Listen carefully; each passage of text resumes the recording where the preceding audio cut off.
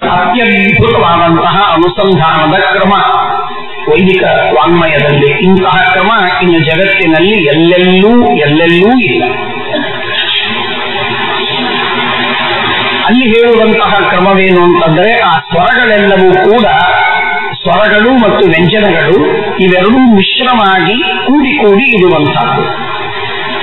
ಆ ಸ್ವರಗಳಿಂದ ಪರಮಾತ್ಮ ಪ್ರತಿಪಾದ್ಯನಾಗಿದ್ದಾನೆ. ವೇದಶಾಸ್ತ್ರಗಳಲ್ಲಿ ಹೇಳೋ ಮಾತೇನು ಅಂತಂದ್ರೆ, ವೇದಾಕ್ಷರಾಣಿ ಯಾವಂತಿ, ಎಷ್ಟು ಅಕ್ಷರಗಳಿವೆ ವೇದಗಳಲ್ಲಿ, ಆ ಎಲ್ಲ ಅಕ್ಷರಗಳು ಕೂಡ ಭಗವಂತನ ಗುಣಗಳನ್ನು, ಭಗವಂತನ ಮಹಿಮೆಯನ್ನು ಪ್ರತಿಪಾದಿಸುತ್ತದೆ.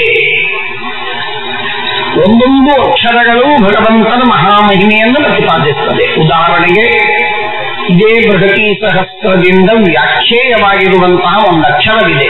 ಆ ಅಕ್ಷರ ಎಂಬ ಅಕ್ಷರವೇನಿದೆಯೋ ಆ ಅಕಾರದ ಅರ್ಥವನ್ನ ಶ್ರೀಮದಾಚಾರ್ಯರು ಹೇಳುತ್ತಾರೆ.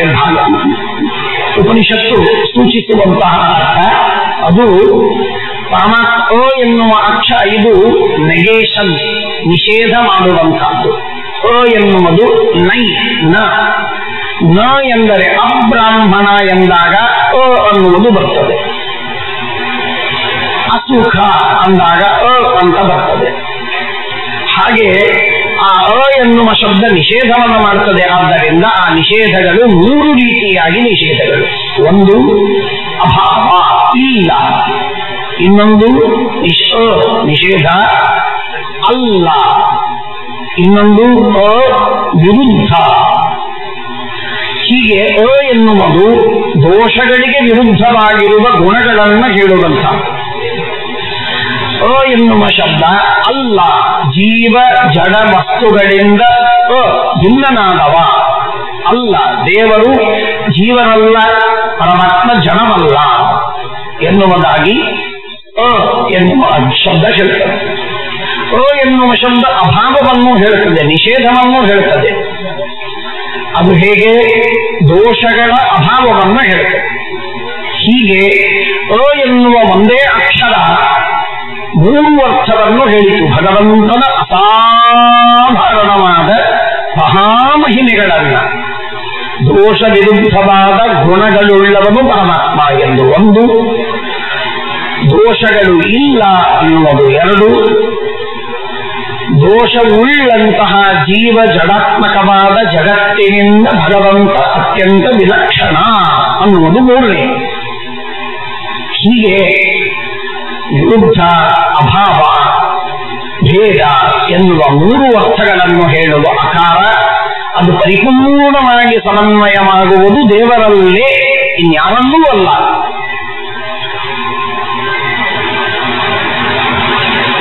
ಅನ್ನುವಂತಹ ವಿಷಯವನ್ನ ಶ್ರೀಮದಾಚಾರ್ಯರು ವ್ಯಾಖ್ಯಾನಿಸುತ್ತಾರೆ. ಇದು ಅಕಾರದಿಂದ. ಇದೆಲ್ಲ ಬಹಳ ಗೂಢವಾದ ತತ್ವಗಳು ಇರಲಿ. ಸ್ಥೂಲವಾಗಿ ಬೃಹತಿ ಸಹಸ್ರದ ಈ ಅಕಾರದ ವ್ಯಾಖ್ಯಾನವಾಗಿದೆ. ಸಮಗ್ರವಾದ 1000 ಮಂತ್ರಗಳು, 1000 ಮಂತ್ರಗಳು. ಆ 1000 ಮಂತ್ರಗಳು ವ್ಯಾಖ್ಯಾನ ಯಾವುದರ ವ್ಯಾಖ್ಯಾನ ಅಂತ ಕೇಳಿದರೆ ಅಕಾರದ ವ್ಯಾಖ್ಯಾನ. ಅಕಾರದ ವ್ಯಾಖ್ಯಾನವೇ ಓಂಕಾರ, ಅಕಾರದ ವ್ಯಾಖ್ಯಾನವೇ ವಿಷ್ಣು ಶಬ್ದ, ಅಕಾರದ ವ್ಯಾಖ್ಯಾನವೇ ಸಮಗ್ರ ವೇದ, ಅಕಾರದ ವ್ಯಾಖ್ಯಾನವೇ ಬೃಹತಿ ಸಹಸ್ರ.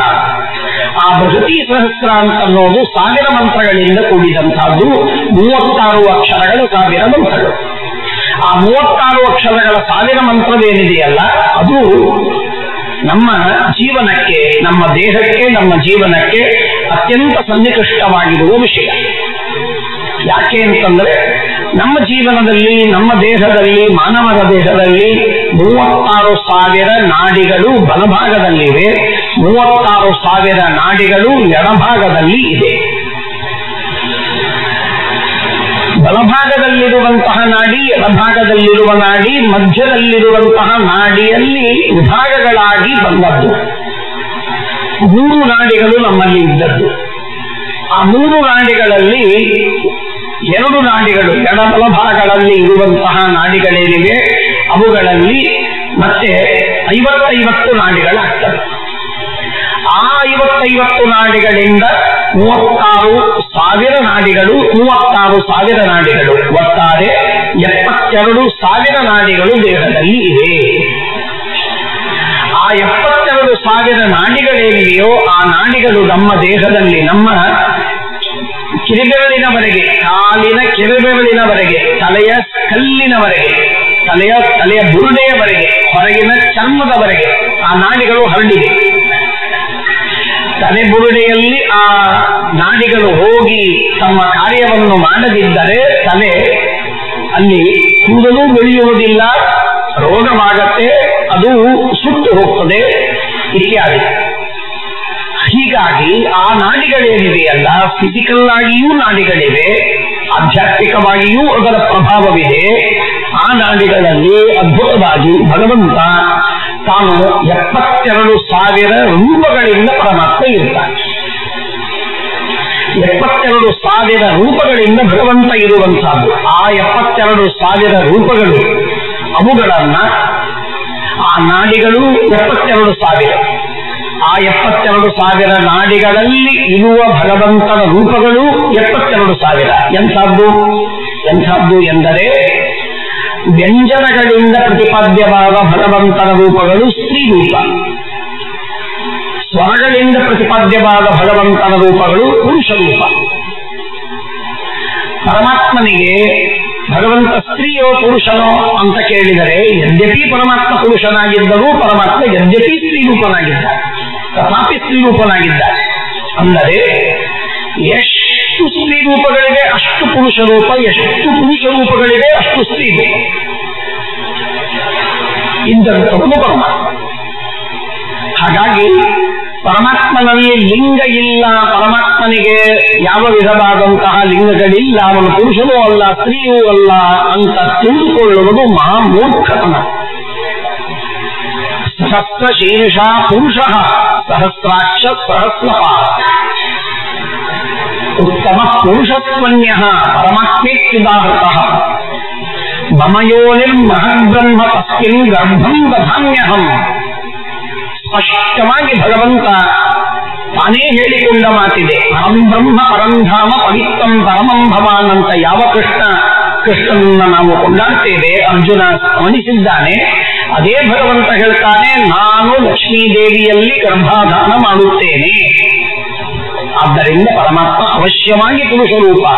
ಪರಮಾತ್ಮ ಮೋಹಿನ್ಯಾದಿ ರೂಪಗಳಿಂದ, ನಾರಾಯಣಿ ಮುಂತಾದ ರೂಪಗಳಿಂದ ಪರಮಾತ್ಮ ಸ್ತ್ರೀ ರೂಪನೂ ಆಗಿದ್ದಾನೆ. ಆ ಪುರುಷ ರೂಪಗಳು ನಾಡಿಗಳಲ್ಲಿ ಬಲಭಾಗದ 36,000 ನಾಡಿಗಳಲ್ಲಿ ಪರಮಾತ್ಮ ಪುರುಷ ರೂಪದಿಂದ ಇದ್ದಾನೆ. ಎಡಭಾಗದ ನಾಡಿಗಳಲ್ಲಿ ಪರಮಾತ್ಮ ಸ್ತ್ರೀ ರೂಪದಿಂದ ಇದ್ದಾನೆ. ಪುರುಷ ರೂಪದಿಂದ ಇರುವಂತಹ ಭಗವಂತನ ಏನು 36,000 ರೂಪಗಳಿವೆಯಲ್ಲ, ಆ ರೂಪಗಳು 36,000 ಸ್ವರಗಳಿಂದ ವಾಚ್ಯವಾದದ್ದು ಪುರುಷ ರೂಪ, ವ್ಯಂಜನಗಳಿಂದ ವಾಚ್ಯವಾದದ್ದು ಸ್ತ್ರೀ ರೂಪ. ಇದು ಇನ್ನೊಂದು ವಿಶಿಷ್ಟವಾದ ಸಂಕೇತವಿದೆ. ಅದು ಮನುಷ್ಯನಿಗೆ 100 ವರ್ಷದ ಆಯುಷ್ಯ ಎಂದಾಗ ಒಂದೊಂದು ವರ್ಷಕ್ಕೆ 360 ದಿನಗಳು, 365 ದಿನಗಳು ಎನ್ನುವುದು ಕೇವಲ ಪಾಶ್ಚಾತ್ಯರ ಆಧುನಿಕರ ವಿಚಾರವೇ ಹೊರತು ಪ್ರಾಚೀನವಾದ ವಿಚಾರವಲ್ಲ.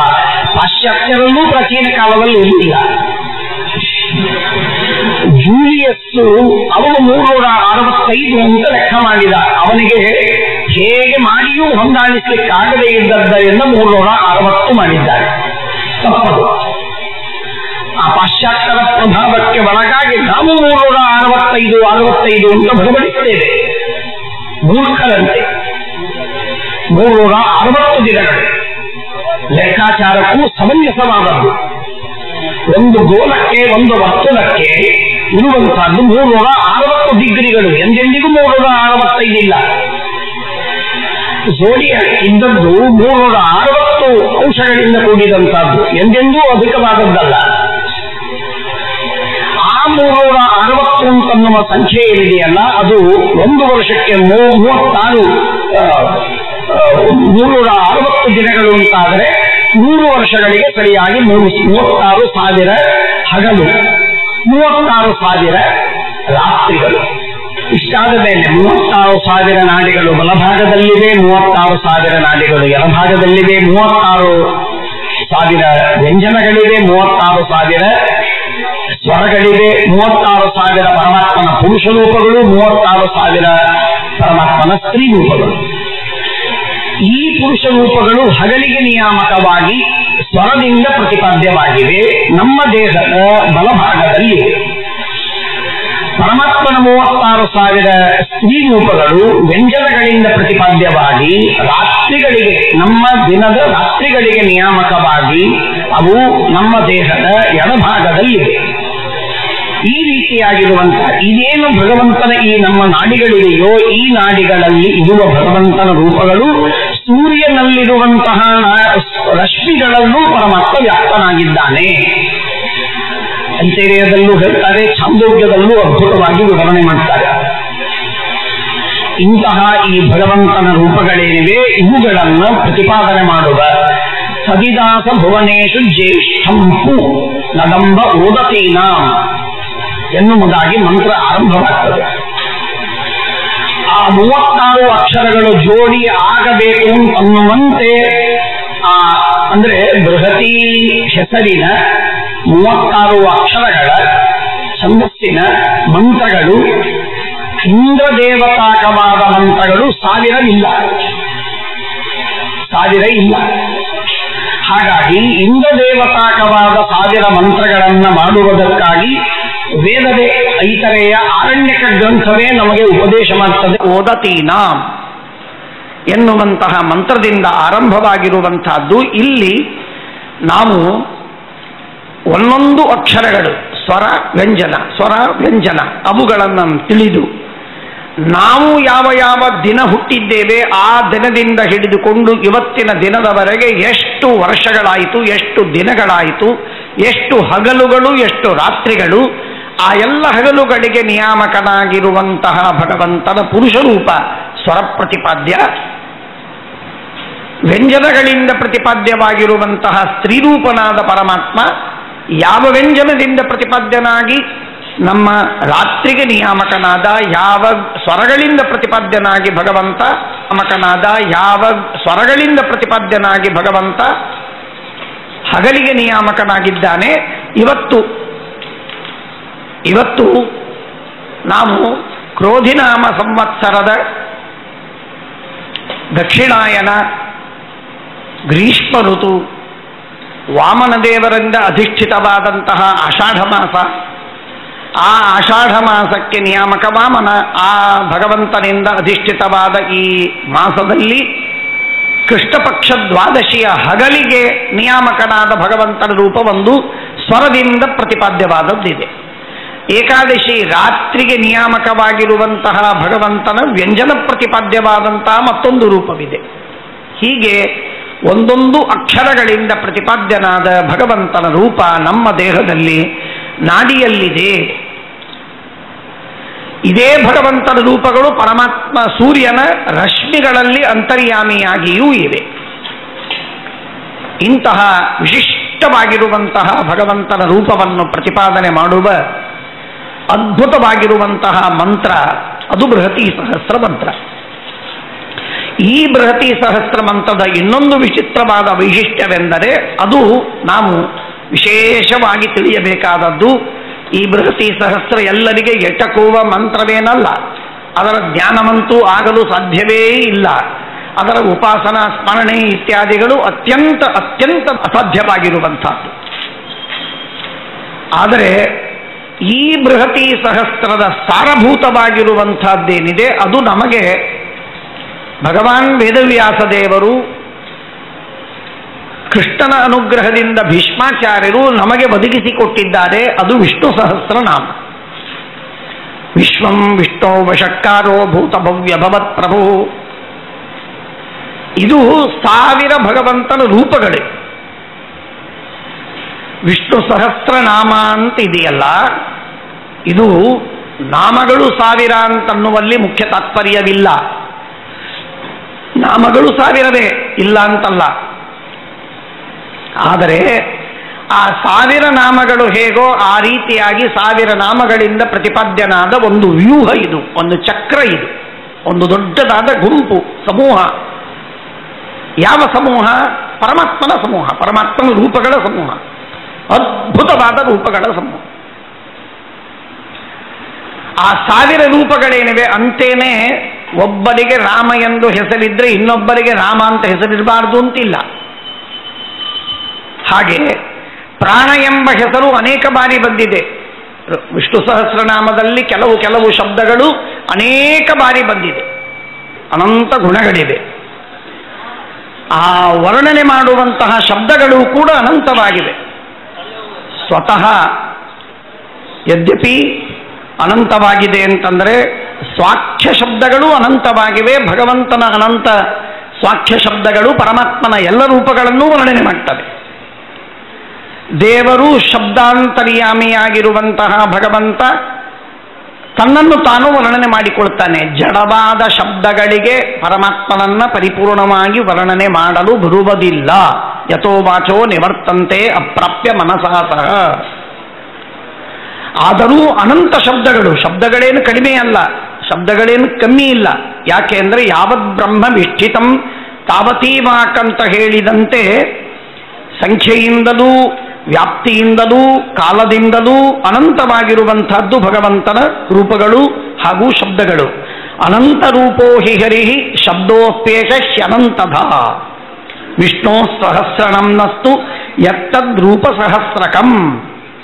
ವಿಷ್ಣು ಸಹಸ್ರನಾಮದಿಂದ ಪ್ರತಿಪಾದ್ಯವಾದ ಯಾವ 1000 ರೂಪಗಳಿವೆಯಲ್ಲ ಅದನ್ನು ವರ್ಣನೆ ಮಾಡ್ತದೆ ಬೃಹತಿ ಸಹಸ್ರ. 1000 ಭಗವಂತನ ರೂಪಗಳು, 1000 ಬೃಹತಿ ಸಹಸ್ರ ಮಂತ್ರಗಳು. ಒಂದೊಂದು ಮಂತ್ರ ಒಂದೊಂದು ಭಗವಂತನ ರೂಪವನ್ನು ವರ್ಣನೆ ಮಾಡ್ತದೆ. ಅತ್ಯಂತ ಆನಂದಪ್ರದವಾದಂತಹ ಸಹಸ್ರ ಶಬ್ದೋಪ್ಯಮಿತಂ ಯಥೋ ವಕ್ತ್ಯಮಿತಾನ್ಯತಃ ನಾಮಾನಿ ವಿಷ್ಣೋರುಚ್ಯಂತೆ ಸಹಸ್ರಮಿತಿ ಚಾಖ್ಯಯ. ಸಹಸ್ರಾಂತನ್ನುವ ಹೆಸರಿನಿಂದ ಕೇವಲ ನೀವು 1000 ಭಗವದ್ರೂಪದ ಹೆಸರು ಅಂತ ಇಷ್ಟೇ ಭಾವಿಸಬೇಡಿ. ಸಹಸ್ರಾಂತನ್ನುವ ಶಬ್ದಕ್ಕೆ ಅನಂತ ಅಂತರ್ಥ. ಈ ಮಾತನ್ನ ಸರಿಯಾಗಿ ನಾವು ಅರ್ಥ ಮಾಡಿಕೊಳ್ಳಬೇಕು. ಯಾಕೆ ಅಂತಂದ್ರೆ ಇಲ್ಲದೆ ಇದ್ರೆ ಲೆಕ್ಕ ಎಷ್ಟು ತಪ್ಪಾಗತ್ತೆ ನೋಡಿ. ಸಹಸ್ರ ಶೀರ್ಷ ಪುರುಷ, ಪರಮಾತ್ಮನಿಗೆ 1000 ತಲೆ ಇದೆ. ಸಹಸ್ರಾಕ್ಷ, 1000 ಕಣ್ಣಿವೆ, ಒಂದೊಂದು ತಲೆಗೆ ಒಂದೊಂದು ಕಣ್ಣು. ಎಂಥ ವಿಕೃತ ರೂಪ ಇದು ಅಂತ ತೋರ್ತದೆ. ಹಾಗಾಗಿ ಸಹಸ್ರ ಶಬ್ದೋಪ್ಯಮಿತಂ ಯಥೋ ವಕ್ತ್ಯಮಿತಾನ್ಯತಃ ನಾಮಾನಿ ವಿಷ್ಣೋರುಚ್ಯಂತೆ. ಈ ವಿಷ್ಣು ಸಹಸ್ರನಾಮ ಎನ್ನುವುದರಿಂದ ಪರಮಾತ್ಮನ ಅನಂತ ನಾಮಗಳನ್ನು ಇದು ಹೇಳುತ್ತಿದೆ, ಅನಂತ ನಾಮಗಳನ್ನು ವರ್ಣನೆ ಮಾಡುತ್ತಿದೆ. ಸಹಸ್ರಾಂತ ಹೆಸರಿದ್ದರೂ ಕೂಡ ಇದು ಅನಂತ ನಾಮಗಳನ್ನು ಹೇಳುವಂತಹದ್ದು. ಅನಂತ ನಾಮ ವಚನೆ ತ್ವಶಕ್ತತ್ವಾತ್ ಸಹಸ್ರಕಂ ನಾಮ್ನಾಂ ಪೃಥಗಿದಂ ಪ್ರೋಕ್ತಂ ಅನಂತ ತನುಮಾಚಕಂ. ಅನಂತ ರೂಪಗಳನ್ನು ವರ್ಣನೆ ಮಾಡುವ 1000 ಹೆಸರುಗಳನ್ನು ಒಂದು ಕಡೆಗೆ ಸಂಕಲನ ಮಾಡಿ ಇಟ್ಟಿದ್ದೇವೆ. ಈ ವಿಷ್ಣು ಸಹಸ್ರನಾಮ ಕೇವಲ 1000 ರೂಪಗಳನ್ನು ವರ್ಣನೆ ಮಾಡುವುದಲ್ಲ, ಕಿಂತು ಅನಂತ ರೂಪಗಳನ್ನು ವರ್ಣನೆ ಮಾಡುತ್ತದೆ. ಭಕ್ತಿಯಿಂದ ವಿಷ್ಣು ಸಹಸ್ರನಾಮವನ್ನು ಪಠನ ಮಾಡಿದರೆ ಭಗವಂತನ ಅನಂತ ರೂಪಗಳು ಸ್ತೋತ್ರ ಮಾಡಿದಂತಾಯಿತು. ವಿಷ್ಣೋರನಂತ ರೂಪಾಣಾಂ ಉಕ್ತ್ಯಾ ಪಂಚಶತದ್ವಯೇ ಆಸೀತ್ ಸಹಸ್ರಮಿತ್ಯಾಖ್ಯಾ ಸಹಸ್ರಂ ಮುಖ್ಯತೋ ಮಿತಂ. ಬ್ರಹ್ಮ ಯಾವತ್ ತಾವತೀ ವಾಕ್ ಇತಿ ವೇದ ಪ್ರಮಾಣತಃ ಯಾವದ್ ಬ್ರಹ್ಮ ವಿಷ್ಠೀತಂ ತಾವತೀ ವಾಕ್. ಪರಮಾತ್ಮ ಎಷ್ಟು ರೂಪವುಳ್ಳವನೋ ಅಷ್ಟು ವರ್ಣನೆ ಮಾಡುವ ಶಬ್ದಗಳೂ ಇವೆ. ಆ ವಿಧವಾದಂತಹ ಶಬ್ದಗಳು ಭಗವಂತ ಅನಂತ ಗುಣಗಳನ್ನು ಪಡೆದಂತೆ ಅರ್ಥಾತ್ ಭಗವಂತನ ಒಂದೊಂದು ಹೊಸ ರೂಪದ ಚಿಂತನ ಮಾಡಿದಂತೆ ಅವುಗಳನ್ನು ಶಬ್ದವೂ, ಈ ವಿಷ್ಣು ಸಹಸ್ರನಾಮ ಶಬ್ದವೂ ಪ್ರತಿಪಾದನೆ ಮಾಡ್ತದೆ. ಸಹಸ್ರ ಎಂಬ ಶಬ್ದದ ಯೋಗ ವೃತ್ತಿಯಿಂದಲೂ ಕೂಡ ಎಟಿಮಲಾಜಿಕಲ್ ಮೀನಿಂಗ್ ಅನ್ನು ಅರ್ಥ ಮಾಡಿಕೊಂಡರೂ ಕೂಡ ಅದರಲ್ಲಿ ಸಹಸ್ರ ಅಂದರೆ ಸಹೈವ ಅನಂತ ರೂಪೈಸ್ತು ಸರಣೇನ ಸಹಸ್ರಕಂ ಸರತೀತಿ ಸಹಸ್ರಂ. ದೇವರ ಒಂದು ರೂಪ ಶಬ್ದವೂ ಒಂದು, ದೇವರ 2ನೇ ರೂಪ ಶಬ್ದವೂ 2ನೇದು, ದೇವರ 1000 ರೂಪ ಶಬ್ದವೂ 1000ದ್ದು. ಹೀಗೆ ದೇವರ ಅನಂತ ರೂಪಗಳಿಗೆ ಜೊತೆ ಜೊತೆಗಾಗಿ ಶಬ್ದಗಳು ಪ್ರವೃತ್ತವಾಗುತ್ತವೆ. ಆದ್ದರಿಂದ ಆ ಶಬ್ದಗಳೇನಿವೆ ಇವು ಅನಂತವಾಗಿವೆ, ಭಗವಂತನ ಅನಂತ ರೂಪಗಳನ್ನು ವರ್ಣಿಸುತ್ತವೆ. ಸಹೈವ ಅನಂತ ರೂಪೈಸ್ತು ಸರಳೇನ ಸಹಸ್ರಕಂ. ಸ್ರ ಎನ್ನುವ ಶಬ್ದ ಸರ ಎನ್ನುವ ಶಬ್ದದ ಸಂಕ್ಷಿಪ್ತ ರೂಪ. ಸರತಿ ಇತಿ ಸಹಸ್ರಂ. ಜೊತೆ ಜೊತೆಗೆ ಹೋಗುವಂಥದ್ದು. ದೇವರು ಹೆಜ್ಜೆ ಇಟ್ಟಂತೆ, ದೇವರು ರೂಪವನ್ನು ಪಡೆದಂತೆ ಈ ಶಬ್ದವು ಕೂಡ ಹೊಸ ಹೊಸ ರೂಪವಾಗಿ ತಾಳಿ ಅದು ಪರಮಾತ್ಮನನ್ನು ವರ್ಣನೆ ಮಾಡ್ತದೆ. ನಾಮ್ನಾ ಸಹಸ್ರತೇರೇವ ರೂಪಾಣಾಂಚ ಸಹಸ್ರತ. ಶಬ್ದಗಳ ಜೊತೆಗೆ ಪರಮಾತ್ಮನೂ ಹೊಸ ಹೊಸ ರೂಪವನ್ನು ಪಡೆಯುತ್ತಾ ಹೋಗುತ್ತಾನೆ. ಬುದ್ಧಿಯಿಂದ ನಾವು ತಿಳಿದುಕೊಳ್ಳುವಾಗ ಹೊಸದು ಅಂತ ಅರ್ಥದಲ್ಲಿ. ಹಾಗಾಗಿ ಪರಮಾತ್ಮ ಹೊಸ ಹೊಸ ರೂಪವನ್ನು ಬೇರೆ ಬೇರೆ ರೂಪಗಳನ್ನು ಪರಮಾತ್ಮ ಪಡೆಯುತ್ತಾ ಹೋಗುತ್ತಾನೆ. ಶಬ್ದಗಳು ಎಷ್ಟು ವರ್ಣನೆ ಮಾಡುವುದಕ್ಕೆ ಸಾಗುತ್ತೋ ಅಷ್ಟರಿಂದ ವಾಚ್ಯನಾಗಿ ಪರಮಾತ್ಮನು ಅಭಿಧೇಯನಾಗಿ ಸಹಸ್ರ. ಹಾಗಾಗಿ ನಾಮಭಿ ಸಹ ಸರತಿ ಇತಿ ಸಹಸ್ರಂ ಪರಮಾತ್ಮನ ರೂಪಗಳಿಗೆ ವ್ಯುತ್ಪತ್ತಿ. ಪರಮಾತ್ಮನಃ ರೂಪೈ ಸಹ ಸರತಿ ಇತಿ ಸಹಸ್ರಂ ಶಬ್ದಗಳಿಗೆ ಸಹಸ್ರ. ಹೀಗೆ ಈ ವಿಷ್ಣು ಸಹಸ್ರನಾಮ ಎನ್ನುವುದೇನಿದೆಯಲ್ಲ, ಬೃಹತಿ ಸಹಸ್ರಂಚೈತಸ್ಮಾತ್ ರೂಪಾನಂತಾಭಿಧಾಯಕಂ. ವಿಷ್ಣು ಸಹಸ್ರನಾಮವಷ್ಟೇ ಅನಂತ ರೂಪಗಳನ್ನು ಬೋಧಿಸುತ್ತದೆ ಅಂತಲ್ಲ, ಕಿಂತು ಬೃಹತಿ ಸಹಸ್ರವು ಅನಂತ ರೂಪಗಳನ್ನು ವರ್ಣನೆ ಮಾಡ್ತದೆ. ಪೃಥಕ್ ಪೃಥಗ್ಹಿ ನಾಮಾರ್ಥ ರುಚಯೇತ ಪ್ರಕೀರ್ತಿತಾ. 1000 ಮಂತ್ರಗಳೇನಿವೆ, ಬೃಹತಿ ಸಹಸ್ರದ 1000 ಮಂತ್ರಗಳು, ಅವುಗಳಲ್ಲಿ ಒಂದೊಂದು ಮಂತ್ರ ಒಂದೊಂದು ರೂಪದ ಮಹಿಮೆಯನ್ನು ವರ್ಣನೆ ಮಾಡ್ತದೆ. ಅತ್ಯದ್ಭುತವಾಗಿ ವರ್ಣನೆ ಮಾಡ್ತದೆ. ಊಹೆ ಮಾಡಲಿಕ್ಕೆ ಸಾಧ್ಯವಿಲ್ಲದಂತೆ ಅದ್ಭುತವಾಗಿ ವರ್ಣನೆ ಮಾಡ್ತದೆ. ವಿಶ್ವಂ ಅಂದಾಗ ಒಂದು ಮಂತ್ರ, ವಿಷ್ಣು 2ನೇ ಮಂತ್ರ. ಈ ರೀತಿ 1000 ಮಂತ್ರಗಳನ್ನು ವರ್ಣನೆ ಮಾಡತಕ್ಕಂಥ. ನಾಮ್ನಾ ಸಹಸ್ರತೇರೇವ ರೂಪಾಣಾಂಬ ಸಹಸ್ರತ ಬೃಹತಿ ಸಹಸ್ರಂ ಚೈತಸ್ಮಾತ್ ರೂಪಾನಂತಾಭಿಧಾಯಕಂ. ಪೃಥಕ್ ಪೃಥಗ್ಹಿ ನಾಮಾರ್ಥ ರುಚಯೇತ ಪ್ರಕೀರ್ತಿತಾ ಸರ್ವನಾಮಾತ್ಮಕಂ ತಸ್ಮಾತ್ ದೃಕ್ಸಹಸ್ರಮಿದಂ ಹರೇಹೇ. ಆ ಅನಂತ ರೂಪಗಳನ್ನು ವರ್ಣನೆ ಮಾಡುವ, ಅನಂತ ಶಬ್ದಗಳಿಂದ ಶಬ್ದಗಳ ವ್ಯಾಖ್ಯಾನವನ್ನು ಮಾಡುವ, ಅರ್ಥವನ್ನು ಹೇಳುವಂತಹ ಈ ಬೃಹತಿ ಸಹಸ್ರ. ಸರ್ವರೂಪಾಣ್ಯತೋ ವಿಷ್ಣೋ ಸಂಸ್ತುತಾನ್ಯಮುನೈವಹಿ. ಈ ಬೃಹತಿ ಸಹಸ್ರವನ್ನು ಒಂದನ್ನು ಪಠನ ಮಾಡುವುದರಿಂದ, ವಿಷ್ಣು ಸಹಸ್ರನಾಮವನ್ನು ಒಂದನ್ನು ಪಠನ ಮಾಡುವುದರಿಂದ ಭಗವಂತನ ಅನಂತ ರೂಪಗಳನ್ನು ವರ್ಣನೆ ಮಾಡಿದಂತೆ ಆಗುತ್ತದೆ. ಆಯುಷ್ಯದೊಳಗೆ ನೀವೇನಾದರೂ ಸಾಧನೆ ಮಾಡುವುದಿದ್ದರೆ ಗಾಯತ್ರಿ ಮಂತ್ರವನ್ನು ಜಪಿಸುವುದನ್ನು ತಪ್ಪಿಸಬೇಡಿ, ನಾರಾಯಣ ಮಂತ್ರವನ್ನು ಜಪಿಸುವುದನ್ನು ತಪ್ಪಬೇಡಿ. ಅಧಿಕಾರಿಗಳು ಯಾರು ಅಧಿಕಾರಿಗಳೋ ಅವರು ವಿಷ್ಣು ಸಹಸ್ರನಾಮವನ್ನು ಪಠಿಸುವುದನ್ನು ಸರ್ವಥ ಪ್ರಾಣತ್ಯಾಗ ಕಾಲದವರೆಗೆ ಸರ್ವಥ ತಪ್ಪಿಸ್ತಕ್ಕದ್ದಲ್ಲ. ಪರಮಮಂಗಲಮಯವಾಗಿರುವಂಥದ್ದು.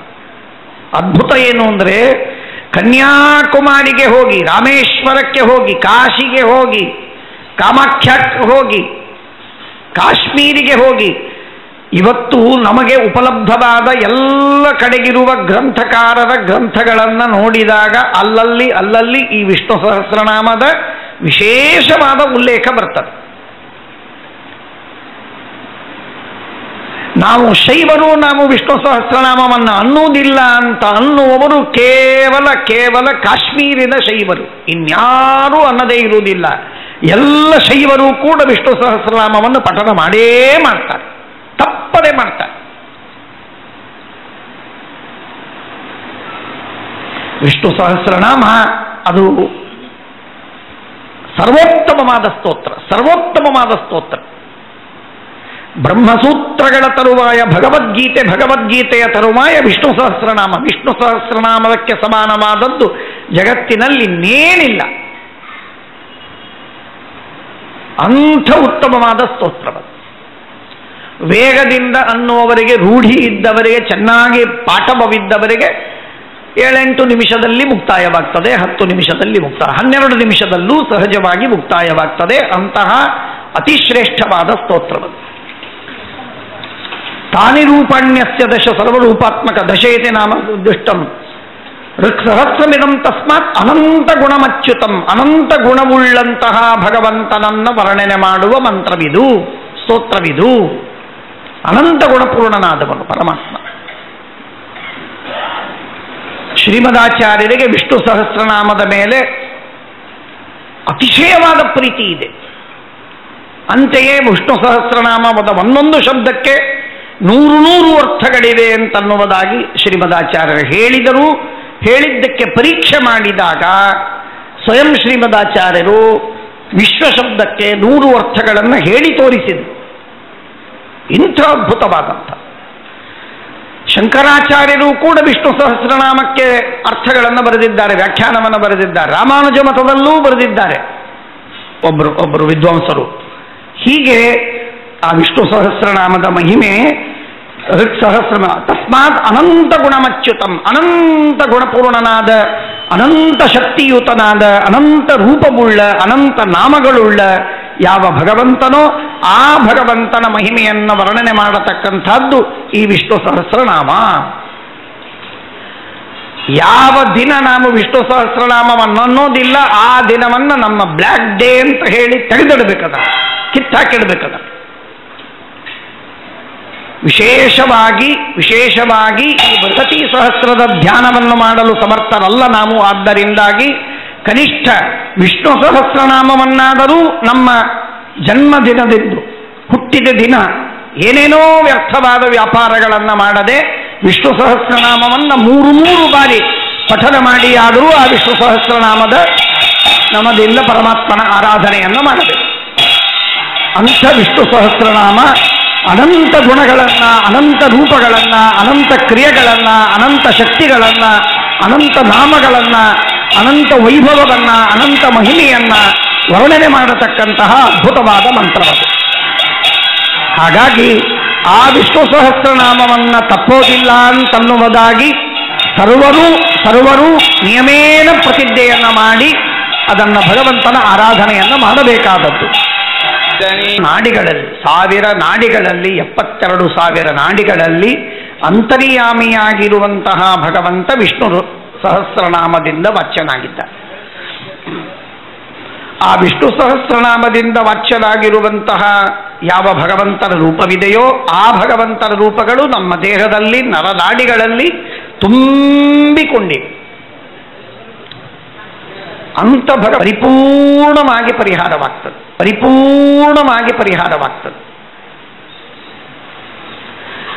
ಭೌತಿಕವಾದಂತಹ ಏನೇನು ರೋಗಗಳಿವೆ ಆ ರೋಗಗಳ ಪರಿಪೂರ್ಣ ನಿವೃತ್ತಿ ಆಗ್ತದೆ.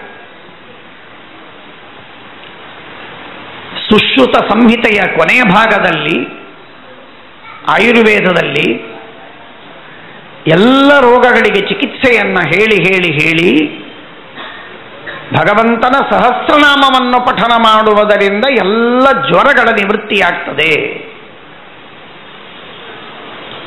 ಮಾತ್ರವಲ್ಲ, ಇದು ಪ್ರಾಚೀನ ಕಾಲದಿಂದ, ಅದಕ್ಕೆ ಹೇಳಿದೆ ನಾನು, ಸ್ಮೃತಿ ಗ್ರಂಥಗಳಲ್ಲಾಗಲಿ, ಪುರಾಣ ಗ್ರಂಥಗಳಲ್ಲಾಗಲಿ, ಇನ್ನನೇಕ ಪಂಚರಾತ್ರಾದಿ ಗ್ರಂಥಗಳಲ್ಲಾಗಲಿ ಅಲ್ಲಲ್ಲಿ ವಿಷ್ಣು ಸಹಸ್ರನಾಮದ ಹೆಗ್ಗಳಿಕೆ, ಹೊಗಳಿಕೆ, ವರ್ಣನೆ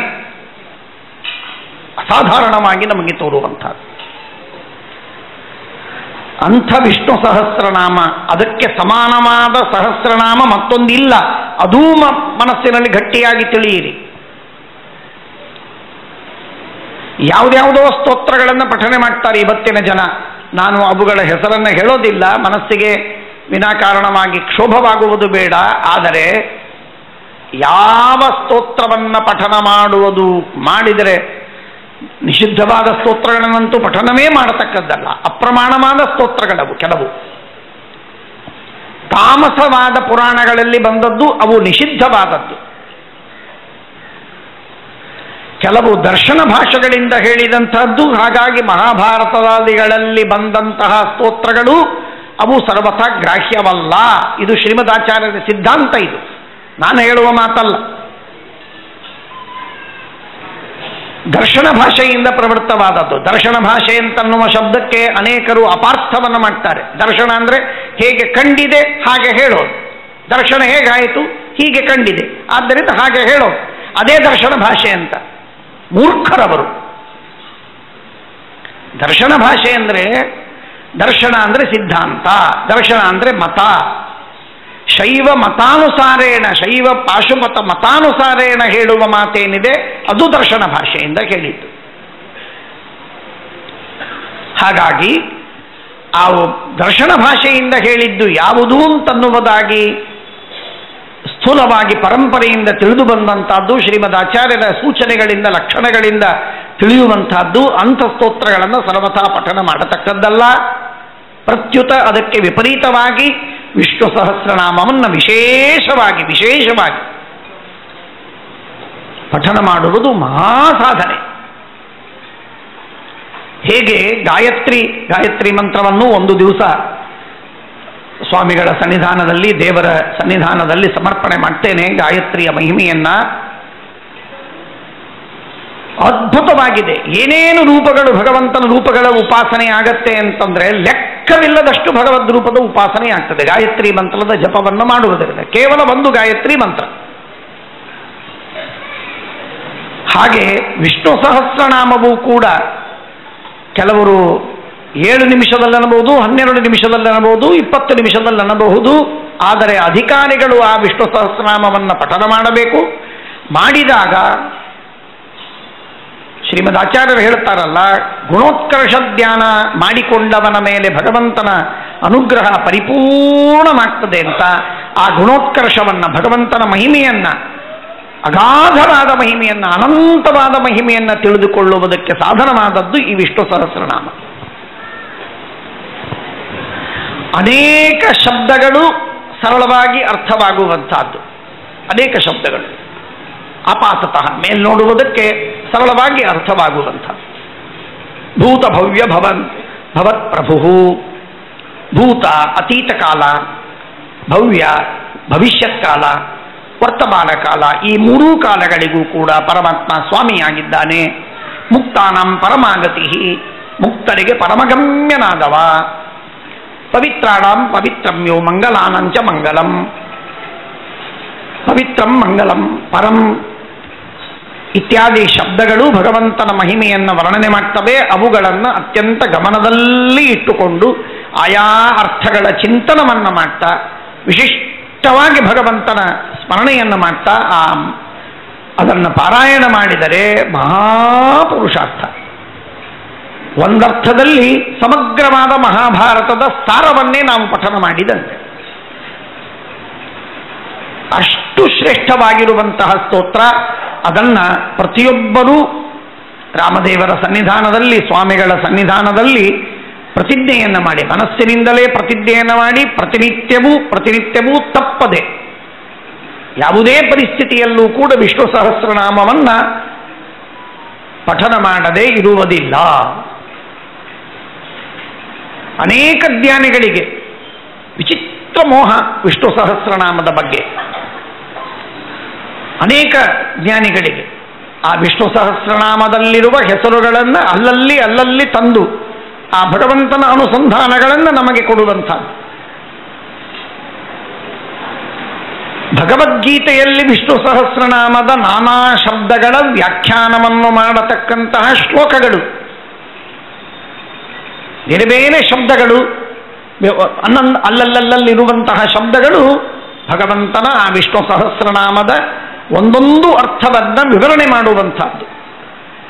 ಬ್ರಹ್ಮಸೂತ್ರಗಳಲ್ಲಿ ಈ ವಿಷ್ಣು ಸಹಸ್ರನಾಮದಲ್ಲಿ ಹೇಳಿದ ಏನೇನು ಗುಣಗಳೋ ಆ ಗುಣಗಳನ್ನು ನಿರ್ಣಯ ಮಾಡುವಂಥದ್ದು. ಉಪನಿಷತ್ತುಗಳಲ್ಲಿ ಸಾಲು ಸಾಲಾಗಿ ಪ್ರಕಟ ಭಾಗವತಿ ಅನ್ನುವಂತಹ ಉಪನಿಷತ್ತು, ಅರ್ಥಾತ್ ನಾರಾಯಣೋಪನಿಷತ್ತು, ತೈತ್ತರೀಯ, ಆರಣ್ಯಕ, ಆ 5 ಉಪನಿಷತ್ತುಗಳಲ್ಲಿ ವಿಶೇಷವಾಗಿ ನಾರಾಯಣೋಪನಿಷತ್ತಿನಲ್ಲಿ ವಿಷ್ಣು ಸಹಸ್ರನಾಮದ ಅನೇಕ ಅರ್ಥಗಳನ್ನು, ಅನೇಕ ಶಬ್ದಗಳ ವ್ಯಾಖ್ಯಾನವನ್ನು ಒಂದೊಂದು ಮಂತ್ರದಲ್ಲಿ ಹೇಳುತ್ತಾ ಹೇಳುತ್ತಾ ಹೋಗುವಂಥದ್ದು. ವಿಷ್ಣು ಸಹಸ್ರನಾಮದ ವ್ಯಾಖ್ಯಾನವನ್ನ ಇಡಿಯಾದ ಮಹಾಭಾರತದಲ್ಲಿ ನೋಡಿದರೆ ಹೆಜ್ಜೆ ಹೆಜ್ಜೆಗೆ ಪದೇ ಪದೇ ಭಗವಂತನ ಒಂದು ವಿಶಿಷ್ಟ ಒಂದು ಕಥೆಯನ್ನು ಹೇಳುತ್ತಾರೆ. ಅಲ್ಲಿ ಭಗವಂತನ ನಿಗೂಢವಾದ ಮಹಿಮೆ ಇರುತ್ತೆ. ಅದನ್ನು ತಿಳಿಸುವಂತಹ ಒಂದು ಕೌಂಟರ್ ಪಾರ್ಟ್ ಅಂತೆ ಇರುವಂತಹ ಒಂದು ವಿಷ್ಣು ಸಹಸ್ರನಾಮ ಇರುತ್ತೆ. ಅದೇ ರೀತಿ ಭಾಗವತದ ಪ್ರತಿ ಶ್ಲೋಕದಲ್ಲೂ ಕೂಡ ಒಂದಿಲ್ಲ ಒಂದು ವಿಷ್ಣು ಸಹಸ್ರನಾಮದ ಪ್ರತಿ ಶ್ಲೋಕ ಅಂತನ್ನುವುದು ನಾನು ಹೇಳುವುದು ತಪ್ಪಾದೀತು, ನನ್ನ ಯೋಗ್ಯತೆ ಅಲ್ಲ. ಆದರೆ ಘಟ್ಟದಲ್ಲಿ ಮೇಲಿಂದ ಮೇಲೆ ಪರಮಾತ್ಮನ ವಿಷ್ಣು ಸಹಸ್ರನಾಮದ ಮಹಾಮಹಿಮೆಗಳನ್ನು ವರ್ಣನೆ ಮಾಡುವಂಥದ್ದು. ಹೀಗೆ ವಿಷ್ಣು ಸಹಸ್ರನಾಮ ಎನ್ನುವುದು ಎಲ್ಲ ಪುರಾಣಗಳಲ್ಲಿ, ಭಾಗವತದಲ್ಲಿ, ಉಪನಿಷತ್ತುಗಳಲ್ಲಿ, ಮಹಾಭಾರತದಲ್ಲಿ, ಭಗವದ್ಗೀತೆಯಲ್ಲಿ, ಬ್ರಹ್ಮಸೂತ್ರಗಳಲ್ಲಿ ಹಾಸು ಹೊಕ್ಕಾಗಿರುವಂತಹ, ಎಲ್ಲ ಕಡೆಗಿರುವಂತಹ ಯುಬಿಕ್ವಿಟಸ್ ಅಂತಂತಾರಲ್ಲ, ಆ ರೀತಿಯಾಗಿ ಎಲ್ಲ ಕಡೆಗೂ ಹರಡಿದಂತಹ ಅದ್ಭುತವಾದ ಒಂದು ಸ್ತೋತ್ರವೆಂದರೆ ವಿಷ್ಣು ಸಹಸ್ರನಾಮ. ಶ್ರೀಮದಾಚಾರ್ಯರು ತಮ್ಮ ದ್ವಾದಶ ಸ್ತೋತ್ರದಲ್ಲೂ ವಿಷ್ಣು ಸಹಸ್ರನಾಮದ ಛಾಯೆಯನ್ನ ಅನೇಕ ಬಾರಿ ತಂದು ತೋರಿಸ್ತಾರೆ. ಅಷ್ಟೇ ಅಲ್ಲದೆ ವಿಜಯದಾಸರು ನಿಮ್ಮೆಲ್ಲರಿಗೂ ವಿಶೇಷವಾಗಿ ಸುಳಾದಿಗಳಲ್ಲಿ ಅವರ ಪರಿಚಯವನ್ನು ನಾವು ಮಾಡಿಕೊಳ್ಳುವುದಾದರೆ ವಿಷ್ಣು ನಾಮದ ಉಲ್ಲೇಖವನ್ನು ಮಾಡದೆ ಪ್ರಾಯ ಯಾವ ಸುಳಾದಿಗಳನ್ನು ಮುಗಿಸುವುದಿಲ್ಲ. ಎಲ್ಲ ಸುಳಾದಿಗಳಲ್ಲೂ ಕೂಡ ಪ್ರಾಯ ಭಗವಂತನ ಒಂದಿಲ್ಲ ಒಂದು ನಾಮವನ್ನು ತಂದು ಅದು ವಿಷ್ಣು ಸಹಸ್ರನಾಮದಿಂದಲೇ ತಂದದ್ದು, ಎತ್ತಿ ತಂದದ್ದು ಅಂತನ್ನೋದು ಸ್ಪಷ್ಟವಾಗಿ ತಿಳಿಯುವಂಥದ್ದು, ಹಾಗೆ ಕೊಂಡಾಡುವಂಥ ಸಾಸಿರ ನಾಮದ ಪರಮಾತ್ಮ ನಿನ್ನ ನಾಮಸ್ಮರಣೆ ನನ್ನ ಜಿಹ್ವೆಯಲ್ಲಿರಲಿ, ನಾಲಿಗೆಯಲ್ಲಿರಲಿ ಅಂತ ದಾಸರಾಯರು ಅನೇಕ ಬಾರಿ ಪ್ರಾರ್ಥನೆಯನ್ನು ಮಾಡ್ತಾರೆ. ಅನೇಕ ಹಾಡುಗಳಲ್ಲಿ ನಾವು ಕೇಳ್ತೇವೆ. ಅಂತಹ ಭಗವಂತನ ಆ ವಿಷ್ಣು ಅನ್ನುವ ಶಬ್ದವೇ ಅಂತಹ ಅದ್ಭುತವಾದ ಶಬ್ದ. ಆ ವಿಷ್ಣು ಎಂಬ ಶಬ್ದದ ಅರ್ಥವೇ ಅತ್ಯಂತ ಅದ್ಭುತವಾದದ್ದು. ನಕಾರೋ ಬಲಂ ಶಕಾರ ಪ್ರಾಣ ಆತ್ಮ. ಶ್ರೀಮದಾಚಾರ್ಯರು ವ್ಯಾಖ್ಯಾನವನ್ನು ಮಾಡ್ತಾರೆ. ಶ್ರೀಮದಾಚಾರ್ಯರಿಗೆ ತಡೆದುಕೊಳ್ಳಿಕ್ಕಾಗುವುದಿಲ್ಲ, ಅಷ್ಟು ಆನಂದವಾಗಿ ಅವರು ವ್ಯಾಖ್ಯಾನವನ್ನು ಮಾಡ್ತಾರೆ. ಅತ್ಯದ್ಭುತವಾದ ವಿವರಣೆಯನ್ನು ಕೊಡ್ತಾರೆ ಐತರೆಯ ಭಾಷ್ಯದಲ್ಲಿ. ಅಂತಹ ವಿಷ್ಣು ಸಹಸ್ರನಾಮವನ್ನ ಭಗವಂತನನ್ನ ವಿಶೇಷವಾಗಿ ಪ್ರಾರ್ಥನೆ ಮಾಡಿ, ಸ್ತೋತ್ರವನ್ನು ಮಾಡಿ ಆ ಭಗವಂತನನ್ನು ಕೊಂಡಾಡುವುದು ನಮ್ಮ ಭೌತಿಕವಾದ ಆರೋಗ್ಯಕ್ಕೂ ಅವಶ್ಯಕ, ಆಧ್ಯಾತ್ಮಿಕವಾಗಿರುವಂತಹ ಶೋಧನಕ್ಕೂ ಅತ್ಯಂತ ಅವಶ್ಯಕ. ನಮ್ಮ ಎಲ್ಲ ಪಾಪಗಳ ನಿವಾರಣೆ, ಪರ್ಗೇಷನ್, ಎಲ್ಲ ಪಾಪಗಳ ನಿವಾರಣೆಗೂ ಕೂಡ ಅತ್ಯಂತ ಅವಶ್ಯಕವಾದ. ಭಗವಂತನ ಅನೇಕ ಧರ್ಮಶಾಸ್ತ್ರಗಳಲ್ಲಿ ಹೇಳುವಾಗ ಬೇರೆ ಬೇರೆ ವಿಧವಾದ ಪಾಪಗಳು ಬರ್ತವೆ. ಅಂಥ ಪಾಪಕ್ಕೆ ಇದು ಪ್ರಾಯಶ್ಚಿತ್ತ, ಇಂಥ ಪಾಪಕ್ಕೆ ಇದು ಪ್ರಾಯಶ್ಚಿತ್ತ ಅಂತ ಹೇಳ್ತಾ ಪರಮಾತ್ಮನ ನಾಮಸ್ಮರಣೆಗಳನ್ನು ಹೇಳ್ತಾರೆ. ಕೆಲವು ಕಡೆಗೆ ಸ್ಪಷ್ಟವಾಗಿ ವಿಷ್ಣು ಸಹಸ್ರನಾಮದ ಪಾರಾಯಣದಿಂದ ಈ ಎಲ್ಲ ಮಹಾಪಾಪಗಳೆಲ್ಲ ನಿವೃತ್ತಿಯಾಗ್ತದೆ. ಸಂತಾನವಾಗಬೇಕಾದ್ರೆ ವಿಷ್ಣು ಸಹಸ್ರನಾಮವನ್ನು ಜಪ ಮಾಡಿ, ನಿಮ್ಮ ನಾಡಿಗಳೆಲ್ಲ ಶುದ್ಧವಾಗುತ್ತೆ. ಸ್ತ್ರೀ ಪುರುಷರಲ್ಲಿರುವ ನಾಡಿಗಳ ಶುದ್ಧಿಯಿಂದ, ಪತಿಪತ್ನಿಯರಲ್ಲಿರುವಂತಹ ನಾಡಿಗಳ ಶುದ್ಧಿಯಿಂದ ಅತ್ಯುತ್ತಮವಾದ ಸಂತಾನ.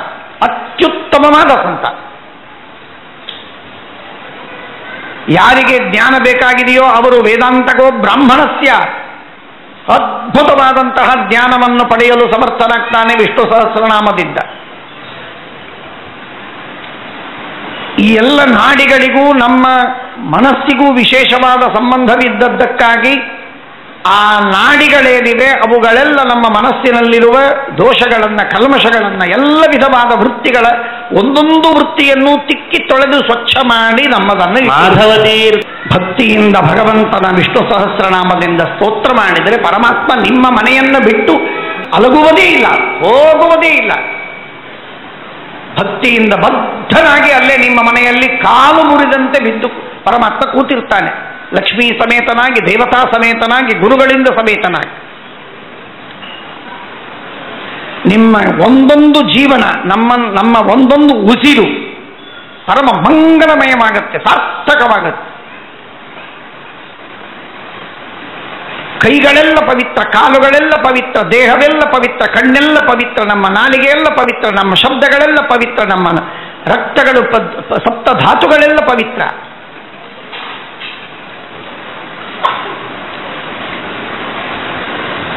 ಪರಮಾತ್ಮನ ಸನ್ನಿಧಾನ ನಖಶಿಖಾಂತವಾಗಿ ಒಂದೊಂದು ರೋಮಗಳಲ್ಲೂ ಭಗವಂತ ತಾನು ತನ್ನ ಸನ್ನಿಧಾನವನ್ನಿಟ್ಟು ಆ ಪರಮಾತ್ಮನ ಆ ಪವಿತ್ರವಾಗಿರುವಂತಹ ಸನ್ನಿಧಾನದಿಂದ ಮಂಗಳಮಯವಾಗುವುದು ಹಾಗೂ ಪವಿತ್ರವಾಗುವುದು ಸಾಧ್ಯವಾಗತ್ತೆ. ಇದು ಕೇವಲ ವಿಷ್ಣು ಸಹಸ್ರನಾಮದಿಂದ. ಎಷ್ಟು ಹೊತ್ತು ಬೇಕು? 12 ನಿಮಿಷ ಸಾಕು.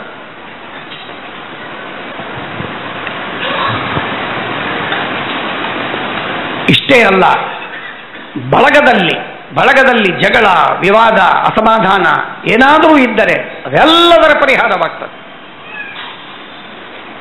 ಜ್ಞಾತಿ ಪ್ರಾಧಾನ್ಯಮೇವಚ, ಆ ಜ್ಞಾತಿಗಳಲ್ಲಿ ಬಳಗದವರಲ್ಲಿ ನಿಮಗೊಂದು ವಿಶಿಷ್ಟವಾದ ಮರ್ಯಾದೆ, ಗೌರವ, ಸ್ಥಾನ, ನಿಮ್ಮ ಮಾತಿಗೆ ವಿಶೇಷವಾದ ಪ್ರಾಶಸ್ತ್ಯವಿರುತ್ತದೆ.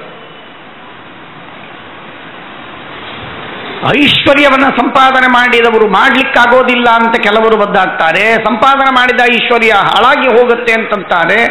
ರೋಗಗಳಿಗೆ ಖರ್ಚಾಗತ್ತೆ ಅಂತ ದುಃಖವಾಗ್ತದೆ. ಅದೆಲ್ಲದರ ಪರಿಹಾರವಾಗ್ತದೆ. ಅಚಲಾಂ ಶ್ರಿಯಮಾಪ್ನೋತಿ.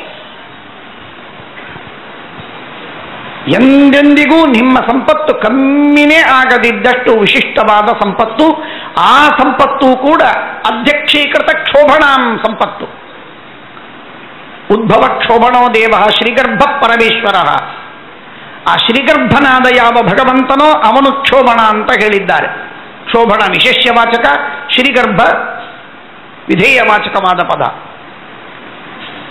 ಆ ಶ್ರೀಗರ್ಭನಾದ ಯಾವ ಕ್ಷೋಭಣನಿದ್ದಾನೆ ಆ ಕ್ಷೋಭಣನ ಪ್ರತ್ಯಕ್ಷೀಕರಿಸಿಕೊಳ್ಳುವುದಕ್ಕೆ ಸಾಧನವಾಗಿರುವಂತಹ ಈ ಸಂಪತ್ತೇನಿದೆಯಲ್ಲ, ಮಾನುಷೋರ್ಥೋಪಿ ವಿದ್ಯಾಯ ಕಾರಣಂ ಸುಪ್ರಯೋಜಿತ.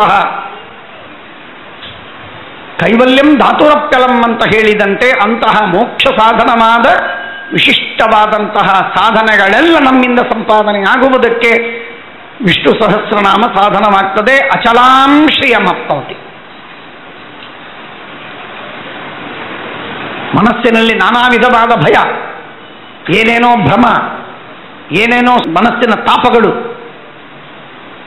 ಹೆಲ್ಯೂಸಿನೇಷನ್ನು, ಡಿಲ್ಯೂಷನ್ಸು ಏನೇನೋ ಇರುತ್ತೆ ಮನುಷ್ಯನಿಗೆ. ನಾನಾ ವಿಧವಾದಂತಹ OCD ಅಂತ ಹೇಳ್ತಾರೆ, ಆ ವಿಧವಾದದ್ದು ಎಲ್ಲ ಪರಿಹಾರವಾಗ್ತದೆ. ನ ಭಯಂ ಕ್ವಚಿದಾಪ್ನೋತಿ. ಅಸಾಧಾರಣವಾದ ದೇಹದಲ್ಲಿ ಬಲ ಬರ್ತದೆ,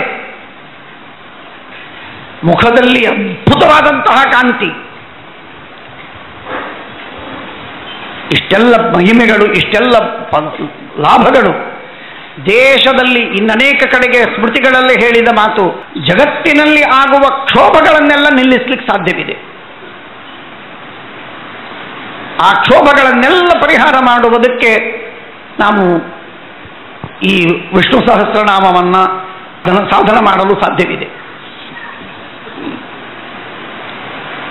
ಯಾರಿಗೆ ಮದುವೆಯಾಗಿಲ್ಲ ಮದುವೆ ಆಗತ್ತೆ, ಮಕ್ಕಳಾಗಿಲ್ಲ ಮಕ್ಕಳಾಗತ್ತೆ, ಮನೆ ಇಲ್ಲ ಮನೆ ಸಿಗತ್ತೆ, ಐಶ್ವರ್ಯ ಬೇಕು ಐಶ್ವರ್ಯ ಸಿಗ್ತದೆ, ಆರೋಗ್ಯ ಬೇಕು ಆರೋಗ್ಯ ಸಿಗ್ತದೆ. ನಾನು ಕೇವಲ ಲೌಕಿಕವಾದ ಫಲಗಳಿಗಾಗಿ ಮಾಡಿ ಅಂತ ನಾನು ಹೇಳ್ತಾ ಇಲ್ಲ. ಆದರೆ ನಾವು ಮಾಡುವ ಹೊಲದಲ್ಲಿ ಬಿತ್ತಿ ಬೆಳೆಯುವುದು ಧಾನ್ಯಕ್ಕಾಗಿ. ಆ ಧಾನ್ಯದ ಜೊತೆಗೆ ಹೇಗೆ ಕಳಿ ಬರುತ್ತೆ, ಆ ರೀತಿಯಾಗಿ ಭಗವಂತನ ಅನುಗ್ರಹಕ್ಕಾಗಿ ಮಾಡುವ ಈ ಸಾಧನೆಗಳಿಂದ ಈ ಲೌಕಿಕವಾದ ಪುರುಷಾರ್ಥಗಳು ಪರಮಾತ್ಮ ತಾನು ಸ್ವಯಂ ಅನುಗ್ರಹವನ್ನು ಮಾಡಿ ಕೊಟ್ಟು ಬಿಡ್ತಾನೆ. ಕೋನ್ವೀಶತೆ ಪಾದ ಸರೋಜ ಭಾಜಾಂ ಸುದುರ್ಲಭೋರ್ಥೇಶು ಚತುಷ್ವಪೀಹ ಅಥವಾ ತ್ರಿಶ್ವಪೀಹ. ಹಾಗಾಗಿ ಧರ್ಮ ಅರ್ಥ ಕಾಮಗಳೆಲ್ಲವೂ ನಮಗೆ ಲಭಿಸುವಂತಹದ್ದು ಈ ವಿಷ್ಣು ಸಹಸ್ರನಾಮದಿಂದ. ಸ್ತ್ರೀಯರೆಲ್ಲರೂ ಕೂಡ ನಿತ್ಯದಲ್ಲಿ ತಪ್ಪದೆ ಗಂಡನಿಗೆ, ಅಣ್ಣ ತಮ್ಮಂದಿರಿಗೆ, ಮಕ್ಕಳಿಗೆ ಹೇಳಿ, ಮೊಮ್ಮಕ್ಕಳಿಗೆ ಹೇಳಿ, ಅವರನ್ನು ಕೂಡಿಸಿ ಅವರಿಂದ ವಿಷ್ಣು ಸಹಸ್ರನಾಮವನ್ನು ಗಟ್ಟಿಯಾಗಿ ಪಠಣ ಮಾಡುವಂತೆ ಮಾಡಿ, ಅದನ್ನು ನೀವು ಪಕ್ಕದಲ್ಲಿ ಕೂತ್ಕೊಂಡು ಪರಿಪೂರ್ಣವಾಗಿ ಶ್ರವಣ ಮಾಡಿ. ನಿತ್ಯದ ಇದು ವ್ಯವಸಾಯವಾಗಬೇಕು. ಚಿತ್ತಶೋಧ, ಸ್ವರೂಪ ಶೋಧ, ನಾಡಿ ಶೋಧ, ರೋಗಗಳ ನಿವಾರಣೆ, ಮಹಾ ಫಲಗಳು ಆಗ್ತವೆ. ನಮ್ಮ ಪರಮ ಮಂಗಲವಾಗಿ ದೇಶದಲ್ಲಿ ಸನಾತನ ಧರ್ಮದ ಅತ್ಯಂತ ಉಚ್ಛ್ರಾಯವಾಗತ್ತೆ. ಧರ್ಮಗುಪ್ ಪರಮಾತ್ಮ ಧರ್ಮಕೃತ್, ಧರ್ಮವನ್ನು ಮಾಡ್ತಾನೆ, ಮಾಡಿಸ್ತಾನೆ, ಧರ್ಮವನ್ನು ರಕ್ಷಿಸ್ತಾನೆ. ಶಾಶ್ವತಸ್ಯ ಚ ಧರ್ಮಸ್ಯ ಸುಖಸ್ಯ ಏಕಾಂತಿಕಸ್ಯ ಚ ಅಂತ ಹೇಳಿದಂತೆ ಪರಮಾತ್ಮ ಈ ಸನಾತನ ಧರ್ಮವನ್ನು ಅತ್ಯಂತ ಬಲವತ್ತಾಗಿ ಬಲಿಷ್ಠವಾಗಿ ಮಾಡಿ ನಮ್ಮ ದೇಶವನ್ನು ರಕ್ಷಣೆ ಮಾಡ್ತಾನೆ ಪರಮಾತ್ಮ. ಅವಶ್ಯವಾಗಿ ವಿಷ್ಣು ಸಹಸ್ರನಾಮವನ್ನು ಪಠಣ ಮಾಡತಕ್ಕದ್ದು. ಪ್ರತಿಯೊಬ್ಬರೂ ಕೈ ಎತ್ತಿ ಪರಮಾತ್ಮನಿಗೆ, ರಾಮದೇವರಿಗೆ, ಸ್ವಾಮಿಗಳಿಗೆ ಪ್ರತಿಜ್ಞೆಯನ್ನು ಮಾಡಿ ಹೇಳಿ, ನಿತ್ಯದಲ್ಲಿ ನಾವು ವಿಷ್ಣು ಸಹಸ್ರನಾಮವನ್ನು ಪಠಣ ಮಾಡ್ತೇವೆ. ಯಾವ ಕಾಲದಲ್ಲೂ ಎಂಥ ರೋಗದ ಪ್ರಸಂಗದಲ್ಲೂ ನಿಮಗೆ ಅನ್ನುವುದು ಸಾಧ್ಯವಾಗದಿದ್ದರೆ ಪಕ್ಕದಲ್ಲಿ ಅದನ್ನು, ಇವತ್ತು ಟೆಕ್ನಾಲಜಿ ಬೇಕಾದಷ್ಟಿದೆ, ಯಾರಾದರನ್ನು ಕೂಡಿಸಿಕೊಂಡು ಅನ್ನಿಸಿ ಅದಾಗದಿದ್ದರೆ ಸಜ್ಜನರು, ಯಾವ ಉತ್ತಮ ಅಧಿಕಾರು ವಿಷ್ಣು ವೈಷ್ಣವ ಭಕ್ತರಾಗಿರುವಂತಹ ಸಜ್ಜನರು ಪಠನ ಮಾಡಿದ್ದನ್ನು ಯೂಟ್ಯೂಬ್ ಮುಖಾಂತರವಾಗಿ ಶ್ರವಣ ಮಾಡಿ ವಿಷ್ಣು ಸಹಸ್ರನಾಮವನ್ನು ಬಿಡಬೇಡಿ. ವಿಶ್ವಂ ವಿಷ್ಣು ವಶತ್ಕಾರೋ ಭೂತ ಭವ್ಯ ಭವತ್ ಪ್ರಭು ಭೂತಭೃದ್ಭಾವೋ ಭೂತಾತ್ಮ ಭೂತಭಾವನಃ ಯಜ್ಞೋ ಯಜ್ಞಪತಿರ್ಯಜ್ವಾ ಯಜ್ಞಾಂಗೋ ಯಜ್ಞವಾಹನಃ ಯಜ್ಞಭೃದ್ಯದ್ಯ ಕೃದ್ಯಜ್ಞಿ ಯಜ್ಞಭುಗ್ಯದ್ಯ ಸಾಧನಃ ಯಜ್ಞಾಂತಕೃದ್ಯದ್ಯ ಗುಹ್ಯಮನ್ನಮನ್ನಾದ ಏವ ಚ ಆತ್ಮಯೋನಿ ಸ್ವಯಂ ಜಾತೋ ವೈಖಾನಃ ಸಾಮಗಾಯನಃ ದೇವಕೀನಂದನ ಸ್ರಷ್ಟ ಕ್ಷಿತೀಶ ಪಾಪನಾಶನಃ ಶಂಖಭೃನ್ನಂದ ಕೀಚಕ್ರೀ ಶಾರಂಗಧನ್ವಾ ಗದಾಧರಃ ರಥಾಂಗಪಾಣಿರಕ್ಷೋಭ್ಯ ಸರ್ವಪ್ರಹರಣಾಯುಧ ಸರ್ವಪ್ರಹರಣಾಯುಧ ಓಂ ನಮ ಇತಿ.